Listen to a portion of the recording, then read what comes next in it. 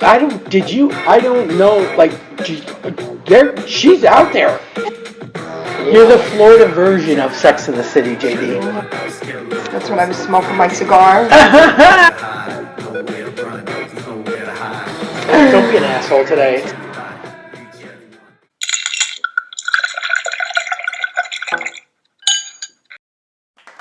So I'm back in the kitchen. I'm Yeah, what back happened? out of the room because I needed to plug my laptop in and I don't have anything set up long enough with an extension cord. I just realized that today. So I Oh, need to get that part set. oh, okay. I have the thing right here it's plugged into. So for today, I'm back with the old background. Oh, no worries.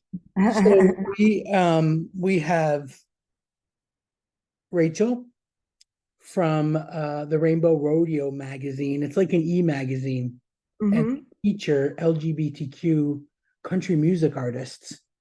I love it. I took a quick look at it. Would With you? so Yeah, I did too.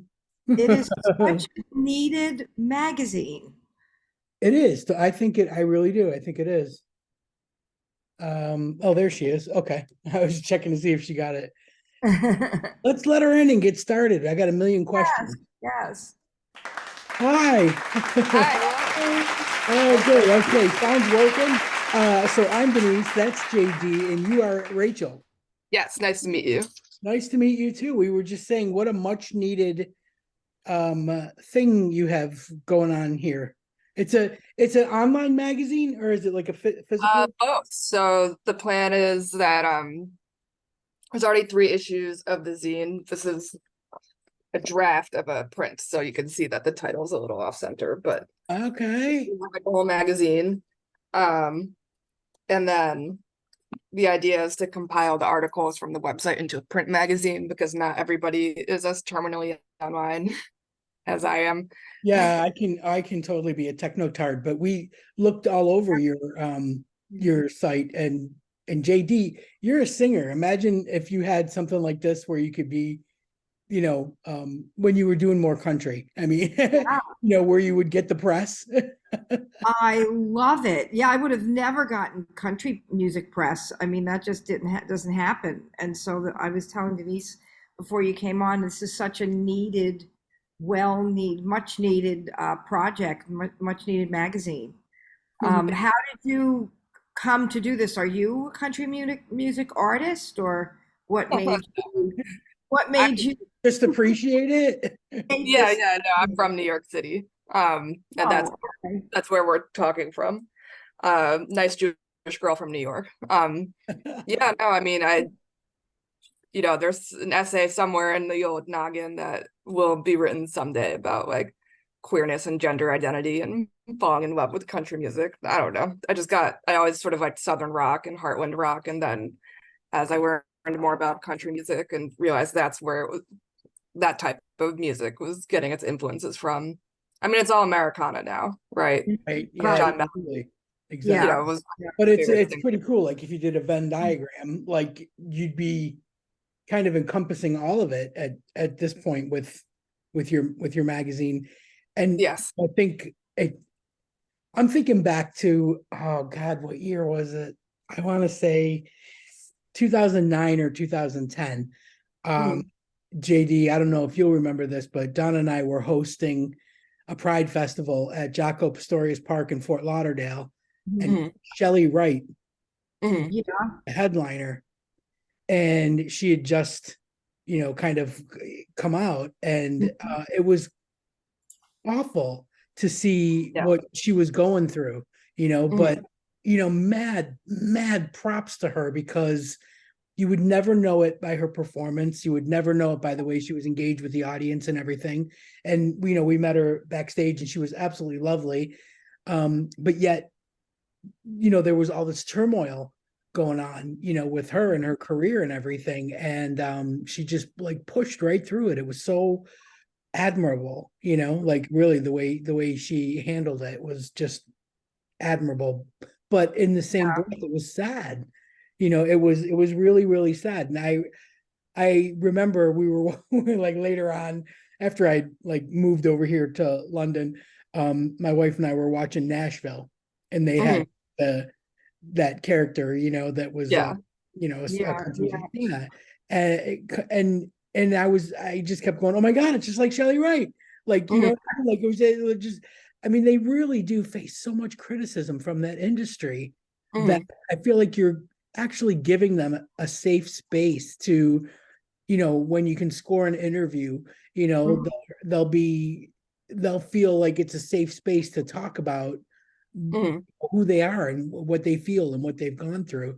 And let alone like just to have a place where their music is being featured and recognized must feel pretty good.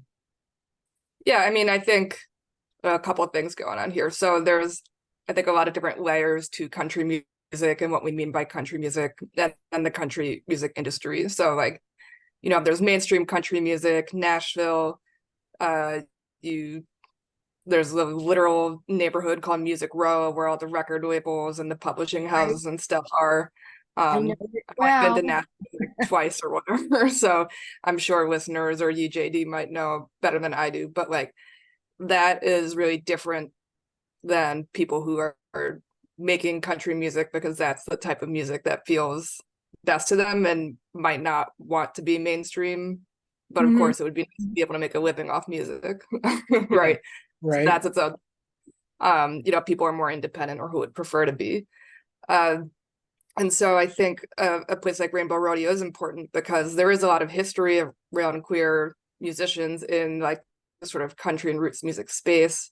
There's Mhm. been a lot of organizing and like independent scenes as well. Yeah. And Thank God. as there, yes, and as there are some musicians getting more like mainstream notice, like Brandy Carlisle or Brooke Eden, for example. They're certainly not the only ones, but they're not connected to that other space that's a little more scrappy and politically radical. And then they Mhm. don't realize that there have been other people who have been doing this work. And then they're kind of like, well, I'm the only one. It's like, but you're not. Yeah. Um, and it's Right. okay because you don't know what you don't know. Right. But, for me starting the website, I had been I'd been doing my own music writing with a blog that I still update called Adobe and Teardrops. And, I was like, I graduated from college in 2011. So that sort of like swell of like need for social justice and talking about intersectionality that came with Occupy Wall Street. I was not in the streets because I was a first year teacher and I was just tired. But like, it was important to me to like highlight artists who are not just white dudes, Yeah. just white Yeah. dudes. Right. Yeah. So, and then as it turned out, there was and is a really big scene in Brooklyn for queer artists and queer country artists. Karen Yeah. Piddleman of Karen and the Sorrows, also a nice Jewish girl from New York City. We went to the same high school, like 10 years apart. Oh my Uh, God. she created this like national network of artists and, helped connect people. Um, so a lot of the queer country artists who are like kind of gaining steam now, like Mia Byrne and Paisley Fields, um, too many to name. Amethyst Kia, her first show in New York City was at Karen's like Queer Country Monthly showcase. And now she's like opening for everybody and pretty soon she'll be headlining herself. Yeah. That's Um, great. and That's so yeah, so I good was for. already trying to highlight those artists. Oh yeah, go. Okay.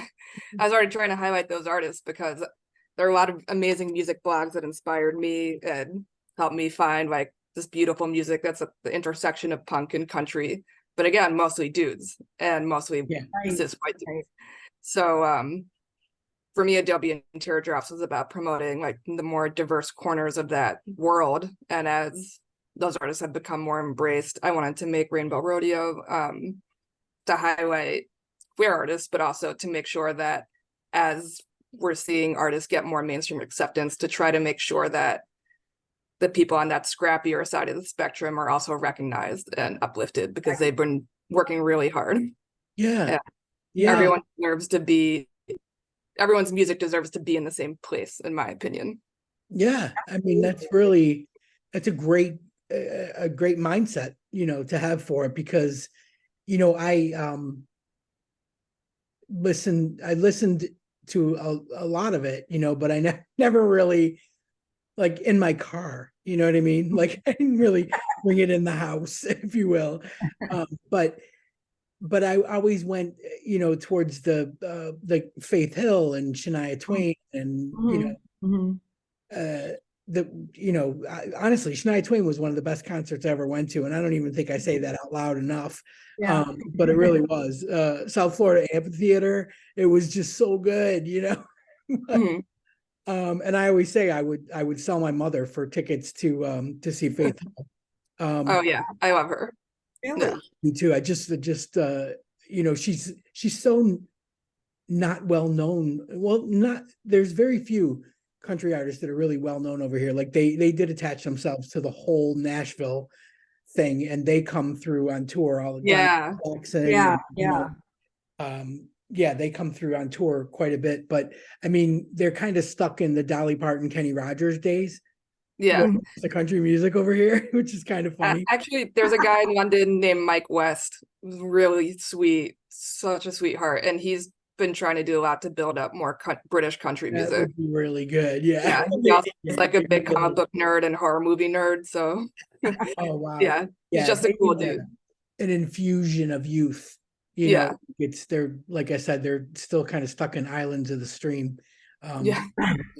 So it's crazy. But when I was over there, it was like you didn't really know about any country artists unless you found the right, channel on Mm. your FM car Yeah. radio, or you went out and bought a CD. For me, I uh I didn't really know anything about it, and I started dating this girl who took me to a country music chili cook-off Mhm. something or other concert, and I saw Toby Keith and Martina McBride and all these people. I was like, hey, this isn't bad. Like, I didn't know if it was the Yeah. chili or the beer or what, but it was like, it kind of got me hooked, and that was kind of my introduction to it.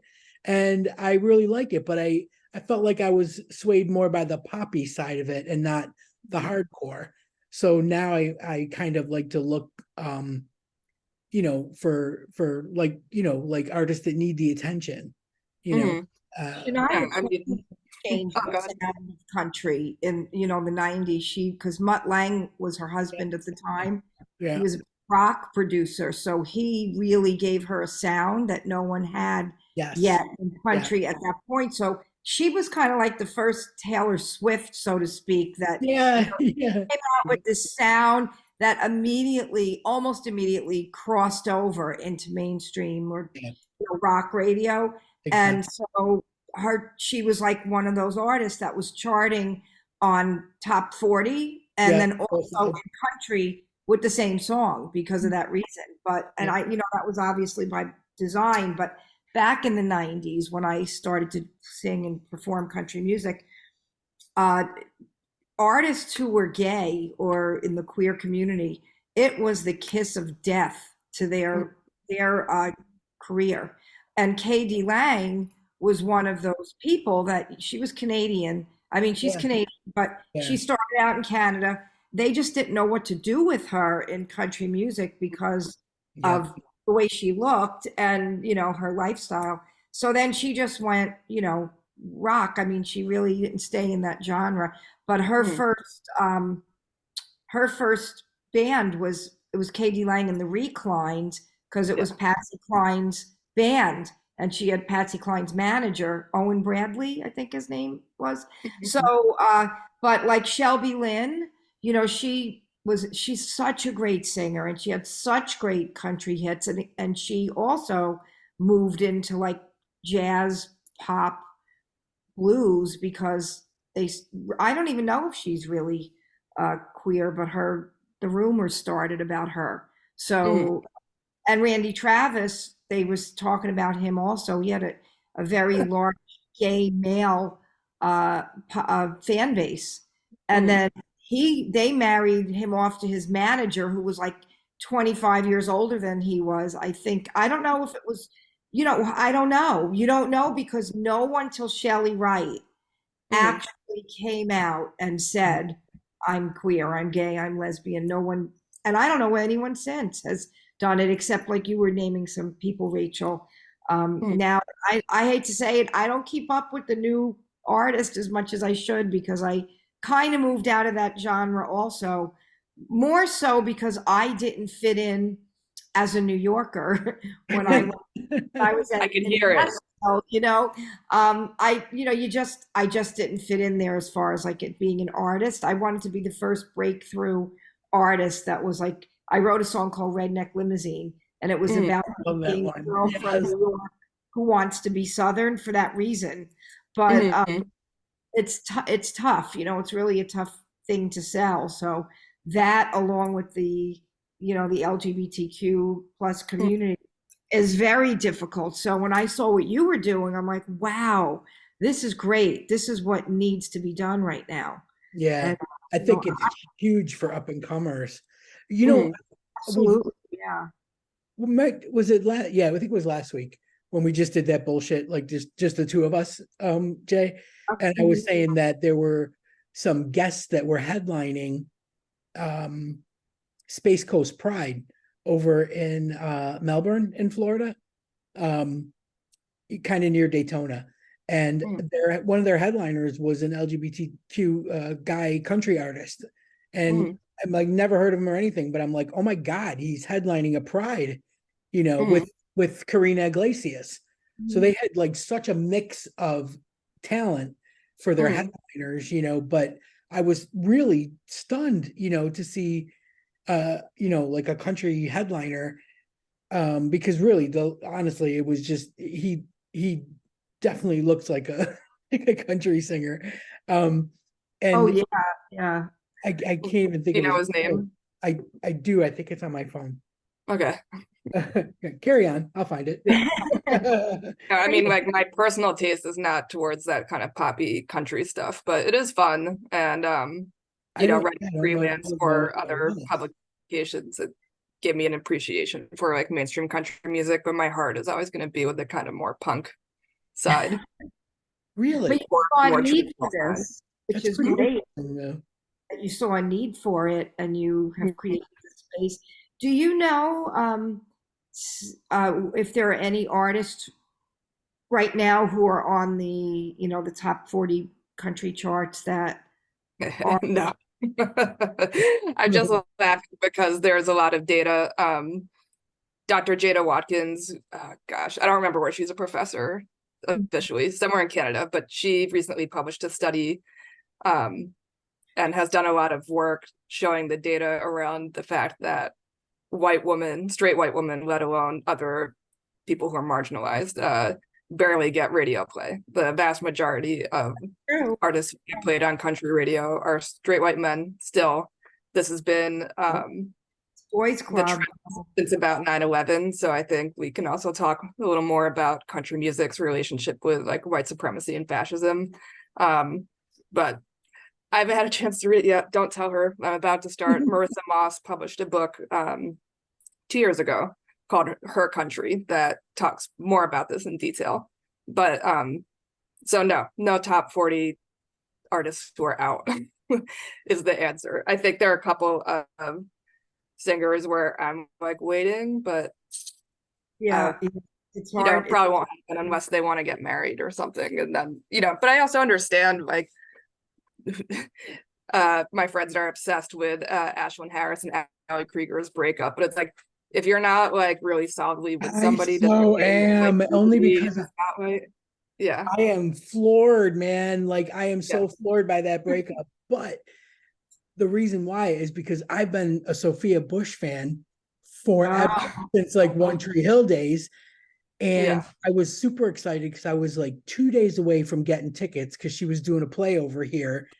Mm. And I was going to get tickets to go see the play because my friend Katie's bestie was a stage manager and Mm. could get us backstage to meet her. oh, So I cool. was Oh. flying high. And then I get a message from Katie saying Sophia's dropping out. She's been seriously ill and she just can't Yeah, shake yeah. the virus and she's afraid. So she's going to go home to see her doctors. Anyway, I can't find it. Anyways, so now all this stuff comes out, right, about her Yeah. right? having And cheated on her husband with another person who's married. dump Yeah. the husband, going out with That's his for ex, sure. right? So Yeah. I immediately text my friend Katie and I'm like, "Did you know this?" And she goes, "I did, but I couldn't say anything." And I'm like, Oh man. "You Brits are so Yeah. tight-lipped and polite and upstandingly moralistic Right? that you couldn't even share that with me." And she was like, I couldn't. I couldn't. It's like, wow, Oh, yeah. There was like a bunch of talk going on backstage about the girl who kept coming to visit and the husband wasn't Mhm. around. And I was like, oh my God, yeah. So yeah, that's obsessed. But Yeah. anyway, back to what you're saying. Sorry. Yeah. No, if you So don't know the genre, like you, of course you don't, or if you're not sure. into it, you're not gonna dig it up. But how do you find new Mhm. artists? I mean, Like, I think at this point it's a lot about personal relationships because again, I was just like a groupie for for Karen. Um, and she hosted, a monthly series of shows and then also a larger quarterly series called the Gale Opry. And oh, cool. yeah, I like so that. right? yeah, so just being there and like writing uh for my own blog, and then eventually that turned into like a burgeoning side hustle slash career of writing for kind of more Americana focused websites and outlets. So uh I still write for No Depression, which is like the magazine for alt country now, what most people call Americana.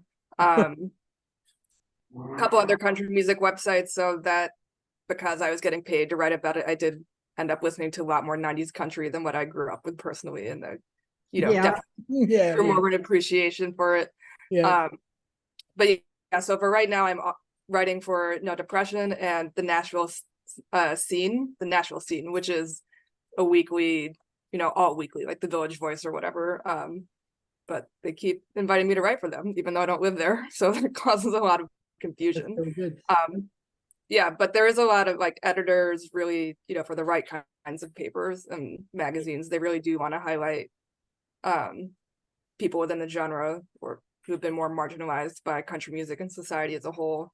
Um, there are a lot of good people out there who really see their work as sort of correcting the record. And I came into this as a big history buff and a history teacher at the time. And so I feel like my work with what I'm writing with Rainbow Rodeo and even Adobe and Teardrops is like I'm trying to document this for people who are coming later.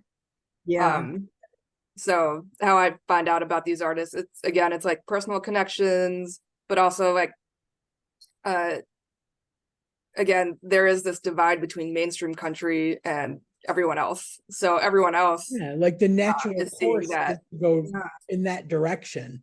Mhm. Yes, But there's an you have to audience. like dig and mine for a nugget of gold, like new talent that's queer, that Right. is, Yeah. or lesser known, marginalized, not accepted, whatever. So Mhm. it's harder than just, you know, walking into a pile of diamonds. You know what I mean? Like Yeah. you're mining for your information. It's Mhm. crazy, but it's also really cool that it's out there, and Yeah. And I mean, I think also like a lot of artists are open about it, and then their publicists will say in the like headline, right? Like yeah, uh trans singer of blah blah blah, non-binary artist such and so, yeah, XYZ's music video about coming out. Like it's right there in the email, right there in the yeah. subject line. So like when I go through all the pitches from publicists even, that's also how I find out about artists. It's not like underground the way people might think in terms of like um maybe not, well, how should I say this?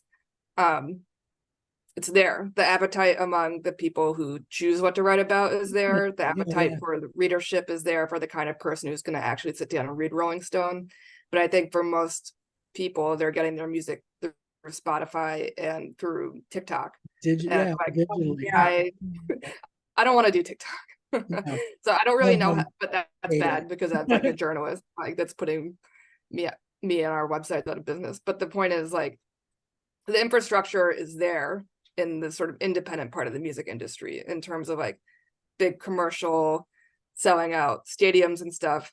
Not so much yet, but for example, you mentioned Shania Twain, and she's invited Lily Rose, who's butch country singer, does like a lot of pop specifically, and like got famous on TikTok. Is that Good that's looking a lady. woman, right? Yeah, you know, all that. Like, we are also starting to see artists who are pulling these younger artists and making commitment to queer artists as well. So like Jason Isbell, that's his whole thing, is when he has his week-long you know, residencies at the Ryman in Nashville, he'll invite like all kinds of people to come play, and then that creates like a very devoted fan base, because people who like Jason Isbell care about music, so they trust his taste. It's become like a coveted thing to open for him. Yeah, it's like, Wow. yeah, it's like getting a seal of approval from someone. Yeah. You know, that's, you touched on a really good point there. There is an appetite for it. There is an audience that's out there. Like we Elliot Lee for JD, right? We had Elliot Lee on our show, and Yeah. she's a non-binary queer Mhm, mhm. youngster from Brooklyn, you know, that's all over the place and doing really big shows. And what a fan base that they have. It's just, it's incredible. It really shows you, I think, that you know, we moved into such a, we talk about this all the time, don't we, Jay, about music being so digital now, you know. Yeah. How do Yeah. you, like, you don't show up at a gig with a bunch of CDs anymore, you know. You got stuff It's on a true. How right, do you stuff on a sell little drive, music? Yeah. a thumb drive with music on it.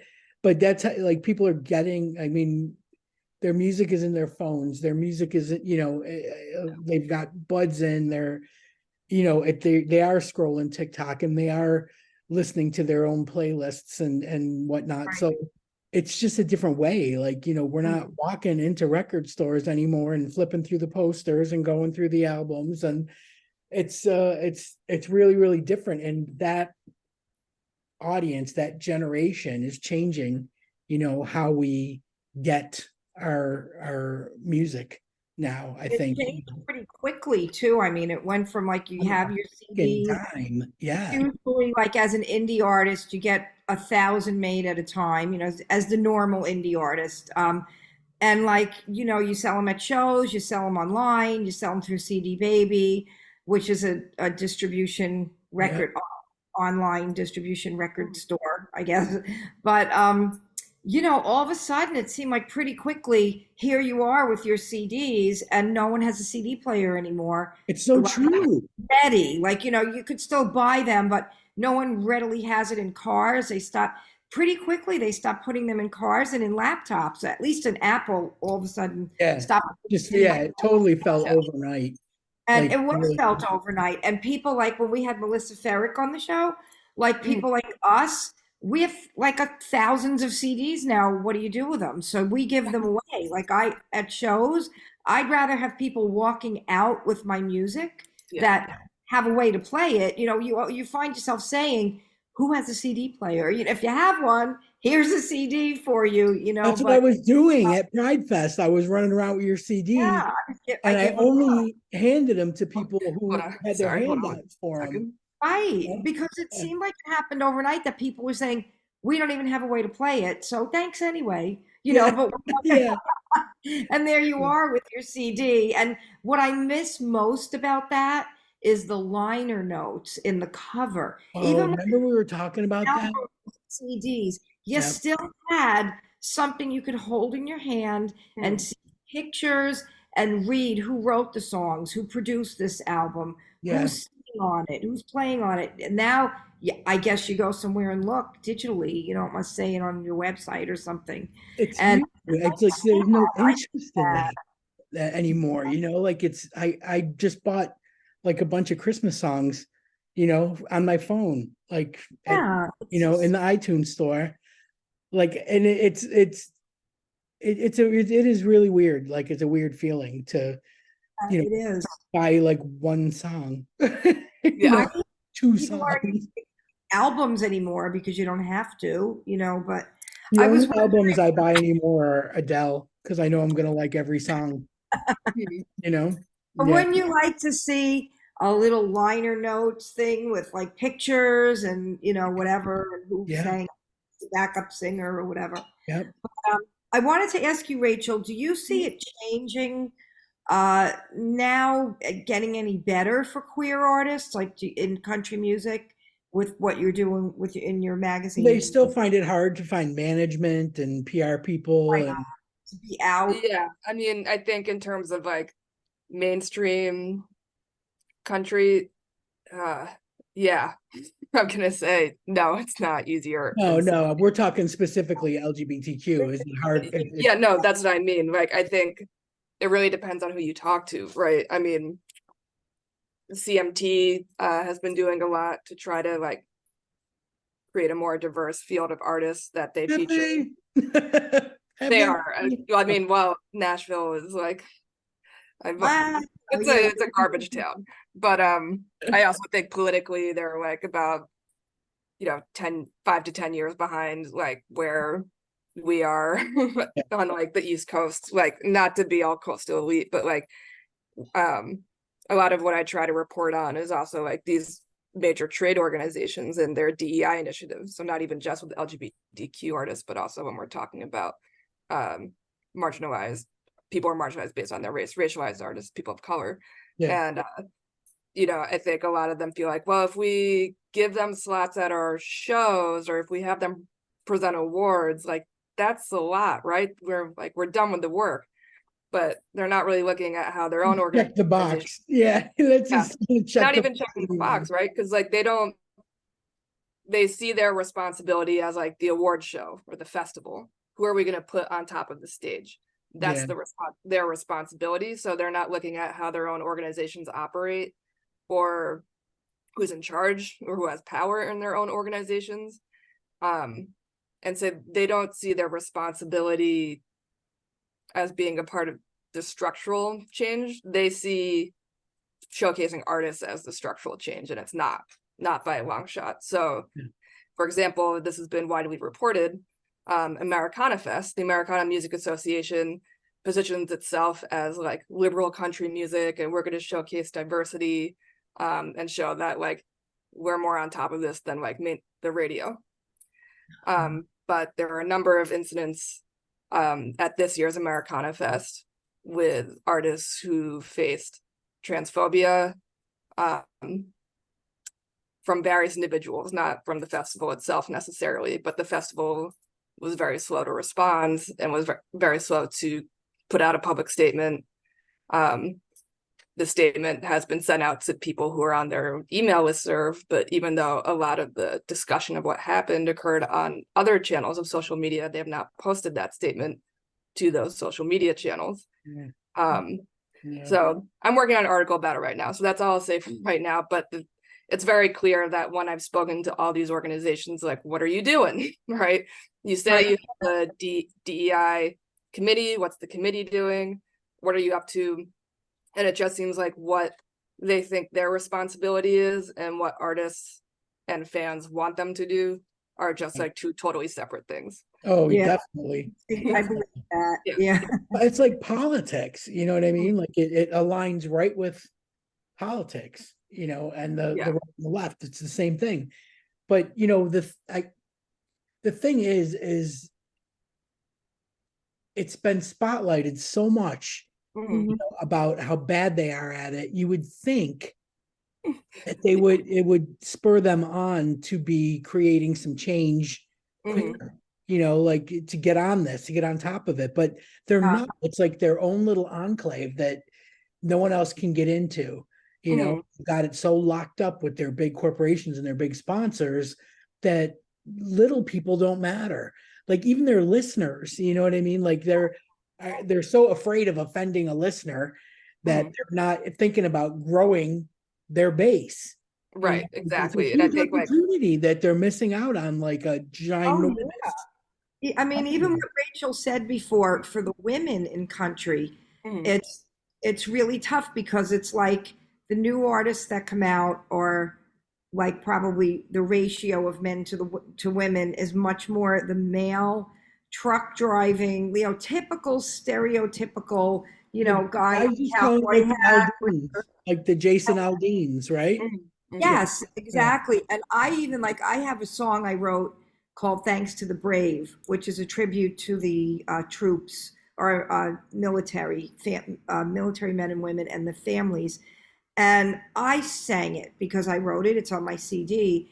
And I'm actually thinking of um, having a guy sing it and just pitch it to be sung by some a Jason Aldean, because I was like, I told the producer that I work with and my co-writer Keith, I said, I think like the country music world, the people that listen don't expect a song about the soldiers to be sung by a woman. And everyone you hear that's out there that became popular, it's Toby Keith, it's Aaron Tippin, it's I think Jason Aldean has one, it's Lee Greenwood, it's never a woman. Right. So, and people have told me this is a really great song. It Why is. It is. on the next thing, and I got to sing it at a football stadium for at Lucas Oil Stadium for the Indianapolis Colts at a halftime show, but it never went further than that because I really think I hate to do it because I'm like, am I selling out to say I'm going to demo this with a guy singer and then pitch it and get maybe a popular country artist or an up and coming country artist to sing it and a guy, because I think that they'll accept it better. It was really very frustrating for me, not just as a woman, not even as a gay woman, just to get that song, A woman, right? played anywhere. And when I tried to, actually at Fort Hood, they replaced, I was really proud of this, they replaced Toby Keith's An American Soldier with my song on their radio station at Fort Hood. Because they said, oh, we've been playing that song forever. We love this one. And they replaced it within their base on their radio. That was progressive. That was huge. Yeah. Yeah, that was really, and I have a letter from them when they sent that to me. Like, I want to frame it, that they Definitely. that song on their training videos. So that was a very proud moment for me. But outside of the base, like when I wanted to play for the USO, as an artist that's supporting the military men and women and their families, they said, oh, they actually said we like to bring the best of the entertainment to our they basically only want globally known artists, that they bring only the best of the best to their people. And I'm like, that's a shame that you don't think the other artists are worth it, because I was volunteering to tour on my own money with my own sponsorships. So then I get a letter from them about 6 months later. I get this insulting letter, and then I let it go because it's just the way it is in the business. And then I get a letter saying, now I'm just a person on their mailing list. So they're like, help send Toby Keith to the troop to play for the troops. And I'm like, really? Right, like he needs money.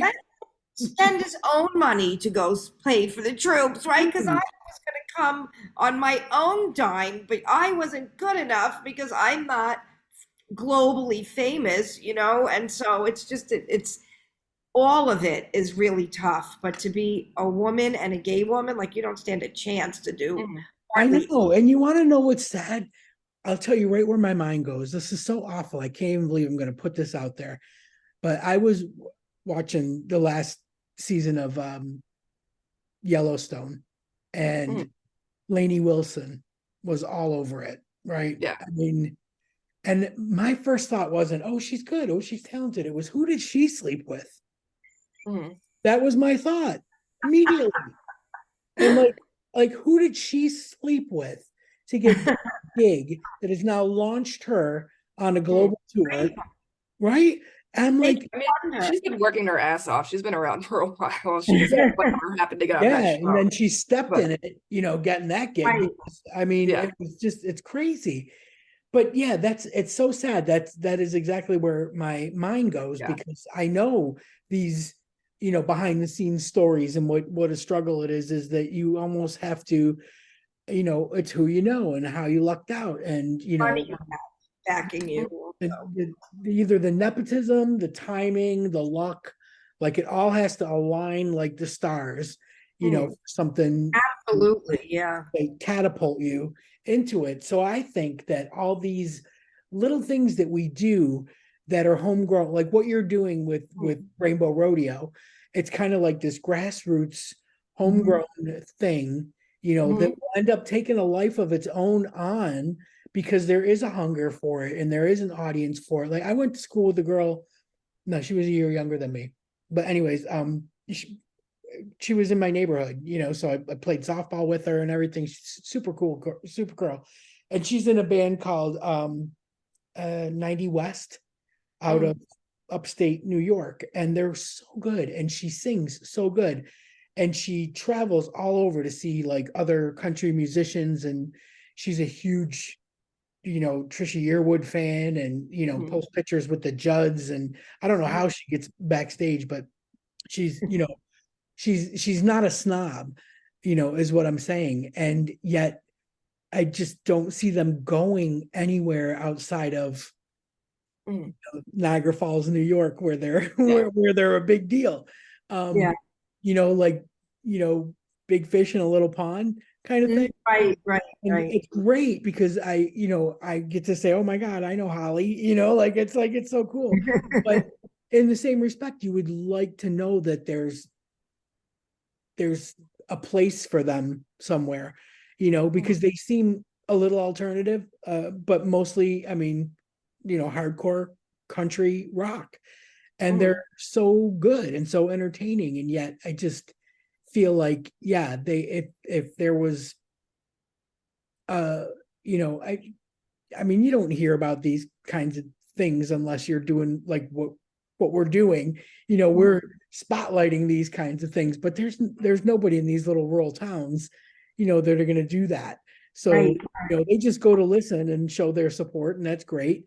But, what, I don't even know, like if are they interested in going to another level? Or are they just happy right where they're at? But I feel like, that's the thing. It's that lack of exposure, to get your name out there, to get to do bigger things, and continue to do what you love. Like if you love singing, you love playing, don't you want to kind of ensure your future, with some more absolutely, absolutely on 25-cent wing night?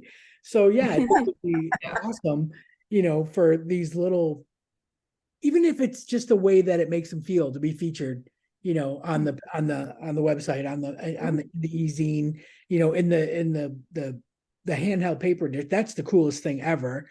Like when I used to write for She Magazine, I would always go downtown out of my little comfort zone, go downtown, quickly grab a copy of the magazine and just keep it in my house because my name was in there.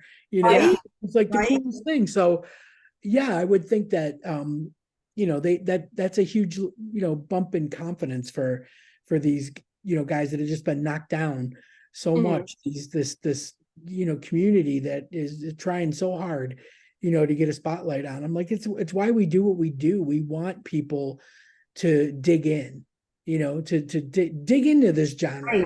Like take a look at what's the actual website? Rainbow Rodeo RainbowRodeoMag.com.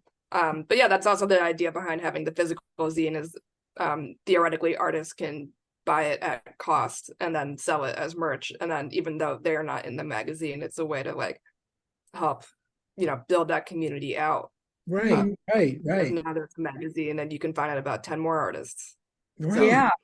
That's like I was saying, like the hardest thing is to find it, because it's not like walking in a record store anymore and going to alt rock or alt country or whatever. But it's so you have to you got to put in the work, kind of thing, like to find it. It's just it doesn't, and then a lot of it is word of mouth. Totally. But most people are so committed to their playlists and their sound. Like I mentioned something about it. We were watching Graham Norton and they have a musical guest or whatever, and I was like, oh yeah, they got a song out right now, something about angels. My wife goes, how do you even know that? Why do you know anything about what's going on? Like, you don't. Yeah, I never have the radio on. I don't even have like the music channels on ever. And I don't know. Like I couldn't answer the question. I'm like, I don't know. Like I must have seen on something, or I don't know how I know this. But that's the weird thing is that like as easy as it is to download a song that you like, you can Shazam something and then immediately go buy it, As easy as that is, it's not easy to keep up with everything that's new unless Yeah. you're spending a lot of time in your fucking car. Yeah. But I Right, I right. don't know. I don't know how people do it. So it is harder in that respect, even though it's easier to buy and curate your own, playlists or whatever, but it's harder to find new things that you like, Yeah. So, yeah, I think having like if I'm not saying that I'm not, but if I was very into this particular genre, Mhm. I think it's great that you've done the work for me. You know, Mhm. what I mean? Like I could go to your easy and Right. see what's new, Yeah. what's cool, what's up and coming, and learn a little bit about it. To have it in one spot. Like, I mean, God, remember the days where we didn't have websites for this kind of stuff? Yeah. So, like, that's a huge deal. And it's why we love doing this show to let people know that there is a place out there that now it makes it easier for them to go find it if that's what they're into. So, Yeah, absolutely. yeah. There is Yeah. such a need. Are you, do you see a time like when you could maybe get your publication out into the bars on down on Broadway or on Music Row, the bars? Oh That's yeah. I mean, I hadn't really thought about being that ambitious. Also, like I'm sure I could ask some people in Nashville to do it for me. people could like pick it up, like they're listening to local bands and then they can pick it up Mhm. while they're there. Be What great. do you Yeah. feel like it would be like welcomed in those? Like, do you think it's like we're there yet that you could put that in one of those places and they'll have it there? They'll let it be there for. Yeah, I mean, like I'm not in Nashville, so I can't really speak to it. I mean, I know that like politically, a lot of those bars on Broadway, they're owned by like one family and they're doing a Right, right. I busting did mention campaign. So that. I'm thinking they're Yeah. probably not going to be the most politically progressive. No, but we But forge our on own the path, other side of town, yeah, in East Nashville, where the musicians actually live, yeah, totally. Right, A right, right. lot of friends who live over there and like there's like a whole like queer vegan bakery, like when you're talking about like where the people who are actually doing this work live and what they do, um yeah, of course, very welcoming, for the most part, as far as I I know. think it would be I think it would be great to shun those other people. Right, You know that's what I true. mean? Yeah, Like, but fuck the other that, man. people can pay the Yeah. big bucks. That's the Yeah. issue. Go But go you where know the appreciators are, you know? yeah, Exactly. totally. Yeah. Yeah, and I Split mean, like the Country Music Hall of Fame is also very committed to um making sure that this history is preserved. One of my former editors now works there, but even before that, like, Good. have Patrick Haggerty's album in their collection. He performed under the name Lavender Country, and that was the first known recorded queer country album. And he used the word faggot like all over that album, right? It was very Wow. militant for its time. I think it came out in '76. Um, Unfortunately, he passed away about a year ago, actually. And so the Hall of Fame has a rotating exhibit every year, just to sort of talk about the main events in the previous year, and they memorialized him, but they're hoping to do something bigger at some point in the future. As So they like right. it kind of depends on what you're looking at. It's like if you look anywhere outside of like the radio, and that's where like the power structure is still, because a Yeah. lot of people don't have the signal or can't afford satellite radio, much less the internet in their car. So Yeah. they're listening to terrestrial radio. Um, but once you go outside that power structure, there are a lot of people who want to be involved. And so even as I was saying with CMT, Leslie Fram, I don't know what her official title is, but she's done a lot to make sure that there's a lot of visibility. So CMT has a program called Next Woman of Country, where they select a group of, I think, like 8 artists. And then that includes like obviously TV specials, but also like mini tours, having them appear at events around the country.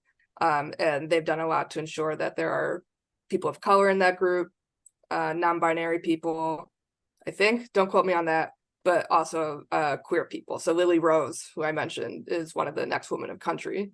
And then of course that leads to more visibility and more opportunities. Yeah. So again, like, there are people helping. It's not going as fast as we'd like. There are Right. definitely artists out there like Chris Hausman, who's like an incredible pop country singer and songwriter, and it's like, why is he not famous? You Yeah. know, Right. music totally belongs on like these radio stations, and you could have them on there and like, wouldn't miss a beat, but literally. But I feel like you the know, reason why again, I think like there are people chipping away from the outsides of these structures, but the core is still very strong. right. And there I kind of feel like the reason that they're so slow in getting on it is because they're doing it so fucking begrudgingly. Right. Like it's like a have to situation to, progress. And if they had it their way, they wouldn't progress, they would stay exactly where they are. So that's the sad part of it. But I think we're gonna get to a point where they either like we get bigger and they get smaller, and but they're always gonna have their hardcores, I mean, Yeah. and that's always going to be their go-to people, which is fine because I think our base grows more and more every day, whereas theirs is dying a little bit every day. So at some point we're going to be fucking level. You know what I mean? Well, I So think actually there's Yeah. interesting parallels with like comic books and baseball, also very near and dear to my heart. But like aging fan bases, stereotype, similar to the fan base of country music, to be honest. This sort of like link to like the quintessential American identity, not that that ever existed.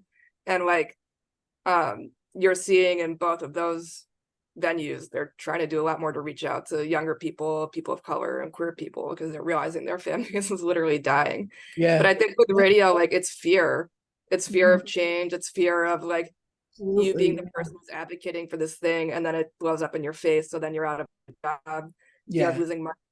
And this was all before Trump, I think now that things have just become so militant, I think, some of these places, like there probably is legitimate fear. I mean, look at what Libs of TikTok is doing. Yeah. So, and the Proud Boys.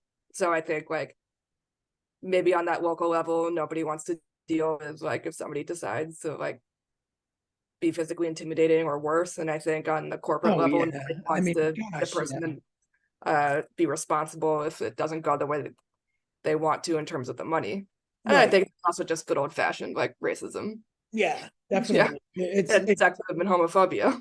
Like, fear breeds that contempt, like if the uneducated, ignorant person is always going to go to violence and hating what they don't know. And there's no way in to educate them. There's no way in to let them know that it's not wrong. It's not bad. Like there's no way in. So you got to let them fall by the wayside and just hope that, the next generation, just keeps plugging along harder than, than our old bones can do by then. So, it's you hate to say it because it scares them. Change is coming. Yeah. Get on board or stay home, in your own ignorant little narrow-minded environment and let the world progress without you because it's obviously freaking you out. So, right. It's come to that, and it's sad that that's the way it is. It's because it's causing so much strife. Mentioned that you're a Jewish girl in New York. What you guys are going through right now, I can't. My heart is just broken. It's just well, that would be a whole other podcast. But I think it comes down to religion and wars started over that kind of thing, and now terrorism seeping in, and it's a lot. It's a lot to wrap your head around. But I just think that the people that are afraid to keep themselves up and educated and moving forward and progressing are the ones that are just going to get left behind. There's no amount of fighting and yelling and screaming they can do. because it just happens, it's Yeah. like it just happens. And it's like happening in every different industry and part Mhm. of the world, so it's just one of those things that country music, it's kind of like old news that it that they don't want to progress, I so mean, it's a big undertaking what you're doing, it's really Yeah. But I pulling. mean, at the same time, these quintessential like white guys are like making huge waves on the mainstream Billboard charts right now. So like Zach Bryan, who has the kind of that more Americana sound, Yeah. but my conspiracy theory is that he was adopted by like mainstream country music because he has a military background. oh, Um, yeah. so like they know what his politics are, they can assume them. Yeah. Morgan Wallen, who was caught on tape shouting a racial epithet, and then like was more popular than ever before. Like these people are now making money in the pop music world. Luke Combs covering Tracy Chapman, speaking of queer country. Yes. So music is having a very lucrative moment right now. And again, I think with like the way music can go viral and TikTok and sampling, I think that it is becoming relevant because there's all kinds of ways you can splice this music and it's fun, it's catchy. Yeah. So no, I don't think country music is going to become irrelevant. No. So the question is, how do you force people to make that change? Yeah. I Yeah. don't know. I don't get it. I'm not somebody who like lusts after power or being in charge of much. I want to be in charge of my website, and I'm very jealous of that. But like, I don't really understand why it would be so hard for Americana Fest to apologize, Right. and take Yeah. responsibility, other than if there's some kind of legal question there. But Yeah. like, Should be. I mean, when we fuck up, we apologize. That's what we learn when we're just kids. own it, the quicker you own it, the quicker you can move on from it. Mhm. But yeah, the longer you wait, the worse it gets, the bigger it gets, the more eyes are on you, the more expectation is out there. So it's a dumb move. Like just own it and move on. Really. Yeah. Bad business there. But I yeah, just, go. I was just going to say, I'm sorry. I just saw Mary Chapin Carpenter and Sean Colvin in a tour, in a concert, and they've been touring.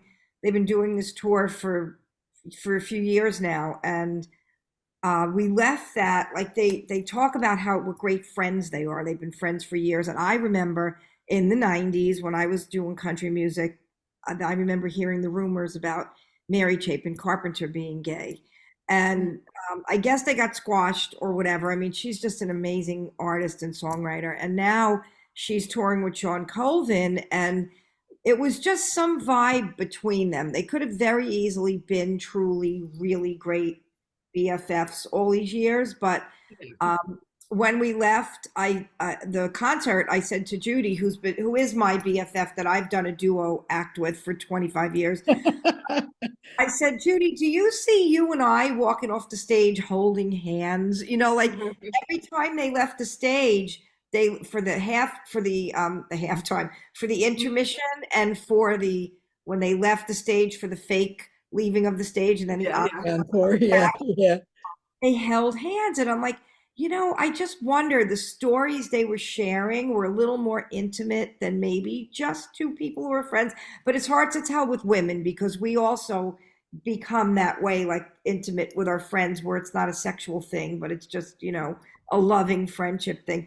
But when we left, we said, I don't know. And we both said the same thing. It would have been like detrimental to at least Mary Chapin Carpenter's career because Sean Colvin was rock, but for her to have come out if that was true, so we just kind of left there thinking maybe and it was just something about the stories they were sharing and the way they were looking at each other and the way they were just had so much admiration and respect for each other. But then again, they could really just be BFFs. So, and Judy, I could see myself holding your hand, leaving the stage. Yeah, maybe if my ankle was hurting me, you'd be doing that, You're helping me out the stairs backstage, right?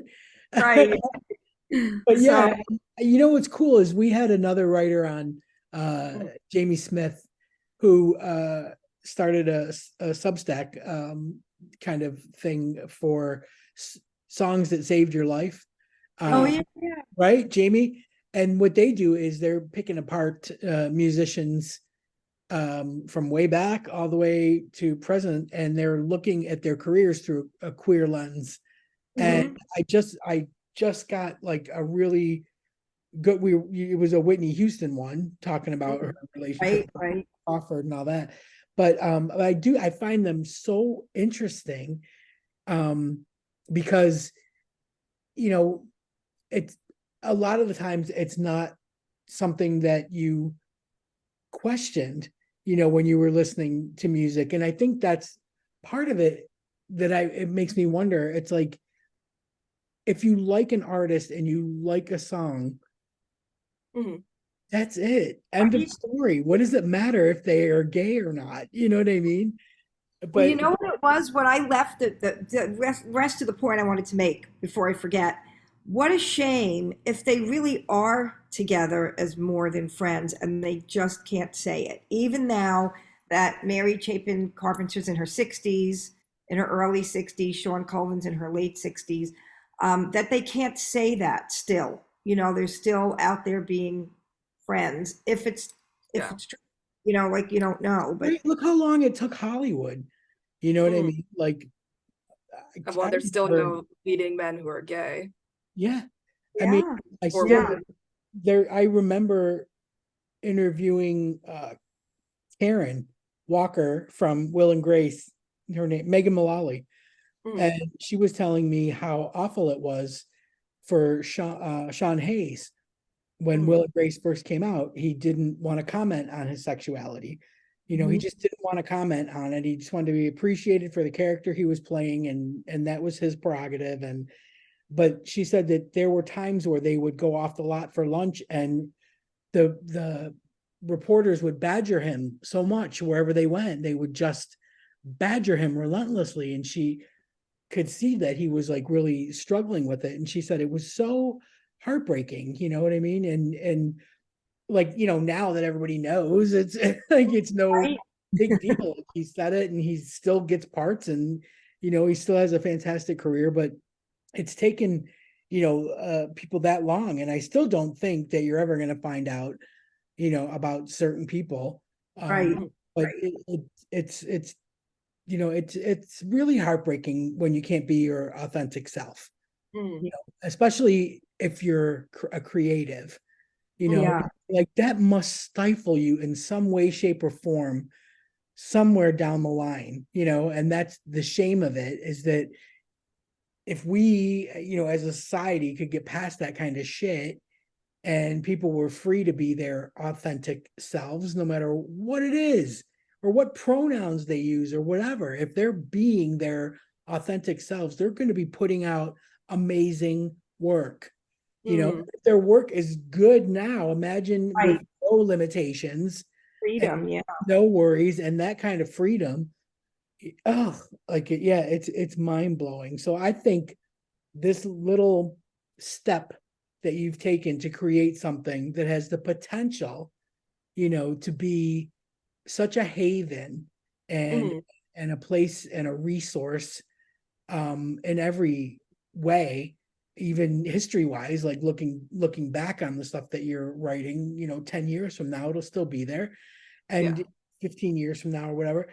It's just, I know it's a big, huge undertaking and a daunting task, but I think there's so much good in it, so Mhm. much good in it. And I'm really, really glad that I don't even Absolutely. remember how I found you. Maybe on Threads? Was it I on think Threads? Threads is like the one Threads. good thing to come out of Threads. But but just to go back to that question of if it's getting better, I would say in mainstream country, no. I think that, It will never. people who don't want queer country artists are still have a pretty tight grip. But Yeah. in Yeah. terms of what's bubbling up from below in the DIY scene, like I'm having trouble finding time and space to write about everyone I'm Oh, finding out. There's so much, So right? that's great. yeah, Yeah. and that was not true 10 years ago. So yeah, You're I think probably things are changing. hunting. The Yeah, question is, will hunting those for it. people be able to like make a living being an artist? But I think that's a question for everyone who's trying to be a musician right now. Yeah. Yes. Amen. And Amen to that. I Yeah. 100% agree. Well, listen, we appreciate your time. and what you're doing and where it's going. And thank you, for what you're doing. It's a Oh yeah. big deal. So everybody that's out there, it's rainbowrodeomag.com. Mm-hmm. Okay. And there's a weekly mailing list that is like maybe a short essay if there's something in particular going on, but mostly just a list of the articles that were published that week in case you missed them. So I try to keep it brief. Yeah, that's fantastic. is. Great. So if that's your scene, man, this is great. Rachel's doing all the work for you. Yeah, you can find Rainbow Rodeo on all the places, Twitter, Instagram, Threads, Blue Sky, Mastodon even. So just search Rainbow Rodeo and we'll show up. Perfect. Love name. Great. Name. Yeah. That's so great. Oh, good. Well, you know what? Thank you, Threads. Thank you. Thank you. Yeah. All right, we'll But let you get back to work. the other places too. Everywhere but TikTok. Yeah. Yeah. Just say no. Yeah. Thank you. No, really, seriously. Thank you for your time tonight. No, you get back to work. You got a lot of work to do. Yeah. Yeah. And a dog that needs playing with. All right, take care. Nice All right, meeting you. thanks for having me. Be Okay. well. Bye. Why do you always run? Like, never stop chasing your dreams. We drank way too much whiskey. Yeah, see? My addiction is you.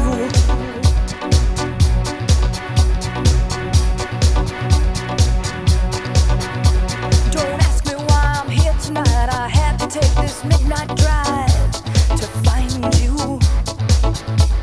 And as I come in through the door, I see her dancing on the floor beside you.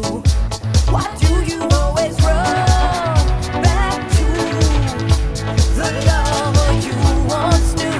You're addicted to her touch, that's true. And I confess, my addiction is you. You look at me and in my eyes you see the hurt I can't disguise. I want you. And though it seems I look right through, I'm noticing your every move. She's got you. Why do you always run back to the lover you once knew? You're addicted to her touch, that's true. And I confess, my addiction is you.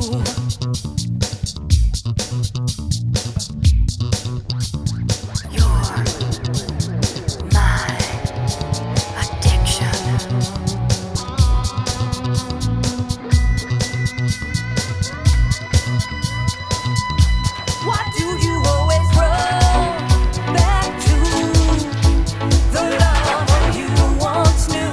You're addicted to her touch, that's true. And I confess, my addiction is you. I turn away to mask the pain, but jealousy reveals my rage and madness. And knowing you can read my mind consumes me in a shameful kind.